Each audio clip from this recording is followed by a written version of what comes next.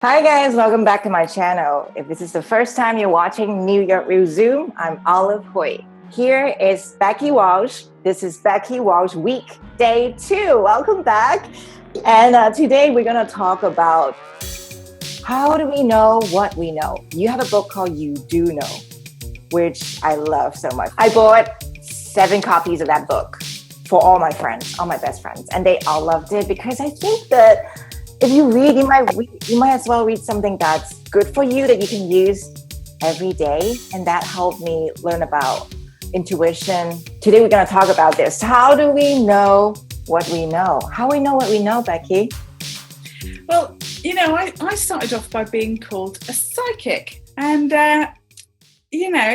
everyone thought that I knew magical things, amazing things, mystical things, incredible things. And I just couldn't understand why nobody else knew what I knew. I was like, well, this is just ordinary, isn't it? This is what I grew up with. This is just my brain. And I became really quite famous as it. And it just didn't sit right. I mean, firstly, I never did future predictions. I always thought and the more I learned about the law of attraction, the more I thought, well, if you're future predicting for somebody, aren't you just telling them what they should go and do, and then they go and do it and then tell you that you were right? Right. That's what I thought too. Doesn't make much sense, or manifesting it. And then I started to study parapsychology with Edinburgh University and discovered things about false memory syndrome or the Barnum effect or cold reading or all of these other things. And obviously that was a lot of stuff that I was accused of. I was even called a brazen cow by a mentalist called Darren Brown, who's in the UK. He's quite famous. And he's right, of course. So it didn't sit right, and I couldn't quite get my head round what psychic ability actually was. How come some people had this amazing ability to be able to read people in a way that shocked people, that you could know things about them that other people didn't know or didn't find to be obvious? So I decided that while studying parapsychology, I'd study ordinary psychology, but I also wanted to study neuroscience. So I did a lot of looking at how the difference between the right hemisphere and the left hemisphere worked. And we discovered that people who are predominantly left hemisphere is like your language centers. And they may be really, really good at remembering names or dates, maths, numbers, figures, really good in a linear way, spelling, all of that kind of thing. Whereas people who are dyslexic are really not very good at that. And I still struggle with people's names.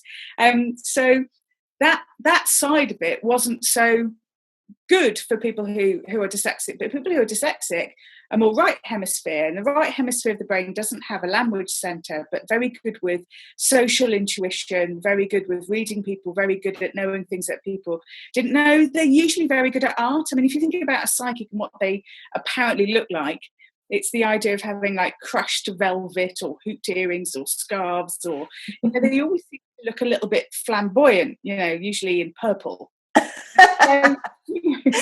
Purple. So we also had a TV show in the UK called Test the Nation, where they tested dustbin men with doctors, with kind of lawyers. And this one time they did a test with psychics. And the psychics were so bad. I mean, we had a presenter that was very sarcastic, and she couldn't even think of anything funny or sarcastic to say about how bad the psychics were with the logic problems. So the more I looked into it, the more I realised that if you're on an autistic spectrum, I always think about the film Rain Man, where he was taking him into casinos and testing, Yes.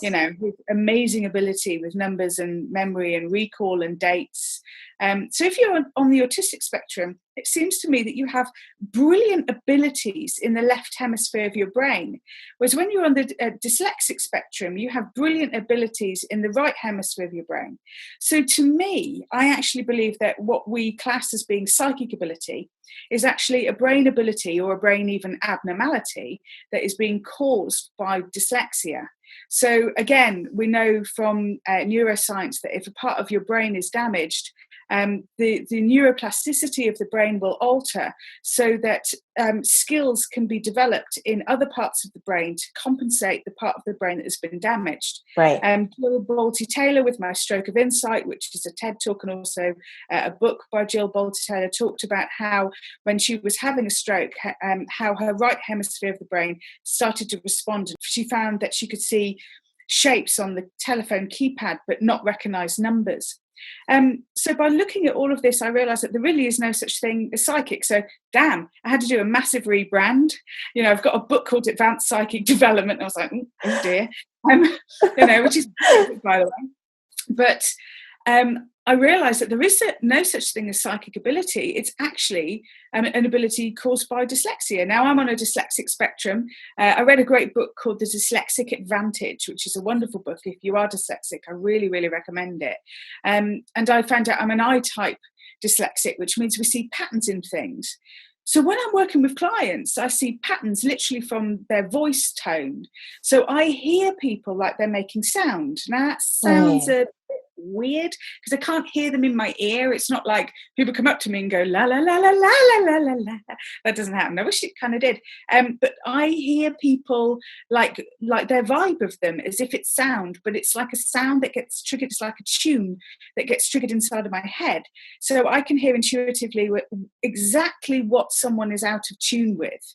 So when you put that patterning against education that I've done in psychology or neuroscience or life coaching or any of the many things that I decided to study, I can match the pattern of discord or being out of tune with something that I've learned within psychology. And you can almost date it back to when somebody, when you were 8 years old, this happened to you. And since then you've been out of tune with it. And now if we can change the neuroplasticity of your brain to think differently, you will change how you're repeating the same patterns in your life, which means that you're going to change your life. So if you're always broke or you don't have relationships or you end up dating the same person but with a different face, these are patterns in our behavior that we keep attracting into our life experience. So by undoing those patterns, we really free ourselves from limiting beliefs and limiting situations, which is properly exciting. So say you have a client and they come in and they tell you, this is what I want to know about. And do they usually know their own issues, or you have to peel the onions and get to the bottom? How did you find out that at 8 years old something happened? So they know that something isn't working. So that's the first place that they start, which is this isn't working. So it might be, trying to think of something. So it might be, I keep dating people who turn out to be addicts. I date someone and there's no way that they could possibly be an addict because they're a prison officer. They've got to be, like a particular type of person. And then it turns out that they go away at weekends and take ecstasy and go clubbing. And you're like, how, what, how did, so for example, you are dead set that you're never going to date another addict again. So you meet this person online and you look at their job and you look at their profile and you go, there's no way that this person could be an addict. And then actually you find out that they are, but in a completely different way to what you thought. So the question is why are you attracting addicts? Why are you attracting addicts? Is it because there's a codependency in you? Is it because you feel stronger being the stronger person? So then if you're dating that back to something that happened when someone was 8 years old, it could be, okay, so you had a very strong manipulative father and a very weaker, perhaps more passive mother. And that relationship that you witnessed at that particular point, you made a decision, I am never going to be like my mum. I am never going to be oppressed by a man. I am never going to have somebody lord it over me. So what do? You attract people into your life who are weaker than you so that you can actually be in the power dynamic over them.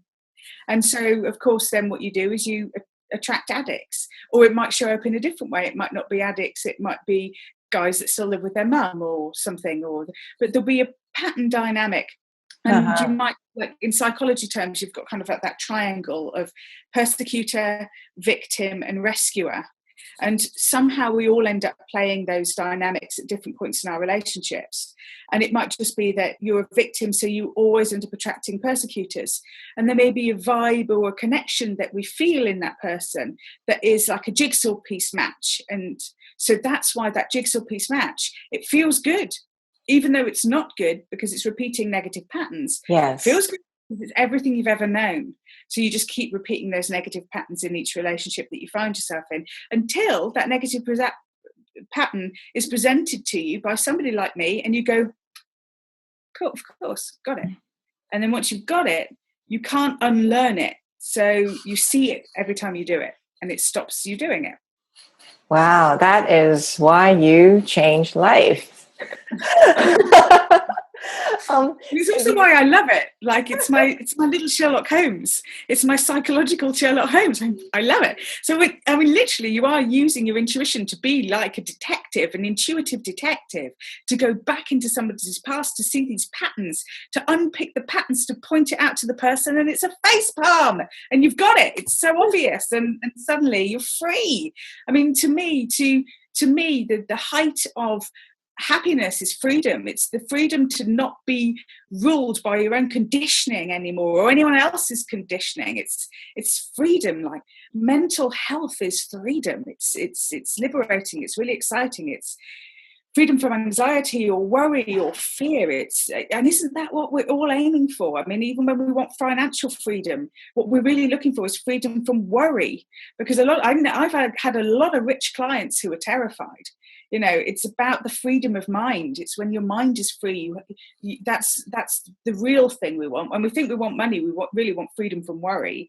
You know, because when you've got money, you usually still have worry. It doesn't stop the worry. So if you had the freedom from worry, then that's true freedom. That's why I do my job. You can tell I'm like, oh my God, but that is why I do my job. Because when you see that light bulb moment in someone's face, when they get it, that light bulb is the open door to freedom. That's what a light bulb moment is. It's when someone opens the door to what you've been stuck behind, and you see that, oh, there's a field. It's like, oh, the space. Oh, it's brilliant. Suddenly you've just come out of your own prison of your own making. We live for those light bulb moments. My own more than anyone else's. I love them. Wow. So you were saying dyslexia is actually a gift. Yeah. For me, it's been one of the greatest gifts of my life, you know. And when I was at school, it wasn't, I was tested for dyslexia, and then I get a letter back from the council saying that Somerset County Council do not believe in dyslexia. Well, what were you testing me for? And literally saying, you know, that you're lazy and stupid, so that's what's wrong with you. So I decided not to go back for another test. So I haven't got it clinically tested. And certainly there's a spectrum of dyslexia. I can read great. I've published 5 books, you know, so, you know, I can write, you know, so I can write and I can read really quickly. But you know, this is the thing about the brain, is you're not stuck with dyslexia to be a particular thing. You can change the neuroplasticity of your brain, and you can learn. You just need to find a way in which you learn and retain the information that you need, or you just get spell check, which can have some interesting results. So anyone who has a right hemisphere of the brain, which is including everybody, can learn to be highly intuitive, because you have got that brain. So you have a right hemisphere of your brain. It's like, I can learn maths. I can get my head around things that perhaps are not obvious. You know, you can change, you can grow, you can learn, because the brain is constantly evolving and learning. We always believed that the brain was deteriorating all of the time, and it just deteriorated. But actually, the truth is that we can create new neuro pathways. You know, there's some things that shut down, like, for example, the learning of language. If you haven't heard a foreign language by the time you're 5, it's going to be really hard for you to learn any language, because your brain is set to a particularly neurolinguistic patterning, makes it hard to learn other languages. Mm-hmm. But nowadays, what's the chances of not having heard foreign languages before the age of 5?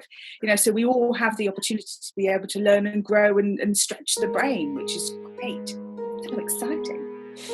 If you want to get in touch with Becky, here's her information. And can't wait for our conversation tomorrow. See you. Cool. Thank you for watching my conversation with Becky Walsh on New York Real Zoom. If you would like to have a one-on-one conversation with her, you can email her at becky@beckywalsh.com. Tell her you are a New York Realer because that will get you extra discount.